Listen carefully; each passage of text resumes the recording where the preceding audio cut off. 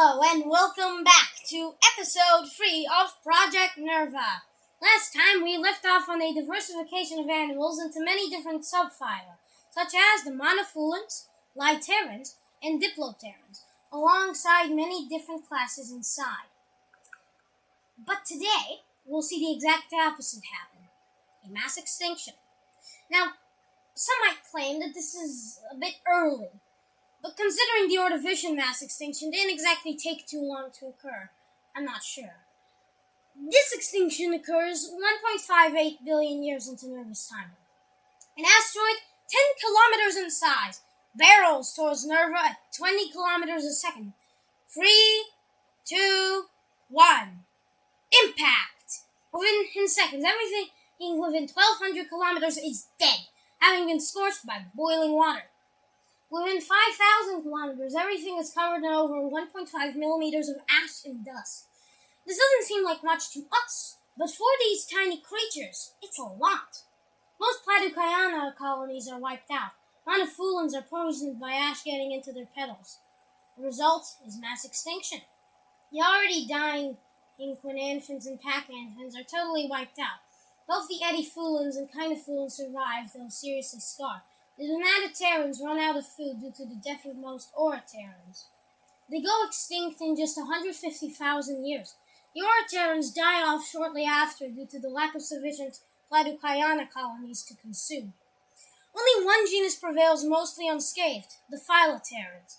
The phylloterans mostly feed on bacteria in the water, and since these bacteria don't go extinct, and because most of them lived in the water somewhat far from the impact site, they get out of the first Nurvan mass extinction relatively unscathed. The Platycayana population also begins to recover rather quickly without the oroterans to hunt them. In the end, about 57% of animal genera die off, with only the phylloterans coming out perfectly fine. Speaking of which, on Earth, mass extinctions are followed by diversifications. This is likely due to the fact that new niches are opened up for diversification to occur. So, despite the terrible tragedy, life finds a way. Well, if there is one anyway, the phylloterans, whom I realized that I forgot to mention how they were filter feeders in the last episode, so I'll just explain it. They have setae. Anyways, we'll look it up for more details, but anyway, some phylloterans begin to re-evolve the capability to consume other animals. The main reason for this is that they literally have no competition. Like, at all. These new macaterans consume eddyphyllans as they briskly drift in the tides. They grab them with their setae and trap them in there until they were fully digested. Over time, these setae curve to slowly trap them more and more efficiently until eventually becoming two feeding chambers. They even eventually develop the ability to open and close these chambers at will, similar to a jaw, trapping the helpless eddyphyllans inside. The eddyphyllin population goes down and down. They begin to prey on kinophyllans more and more. Some kinophyllans develop 2 wings instead of 1 in order to swim faster. These diplophylans are more successful.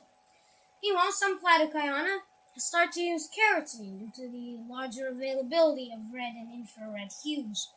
On Nurva, these platyxanthins are successful in certain aspects and populate Nurva efficiently. Life begins to bounce back. Well, we end this episode 1.582 billion years into Nurva's history.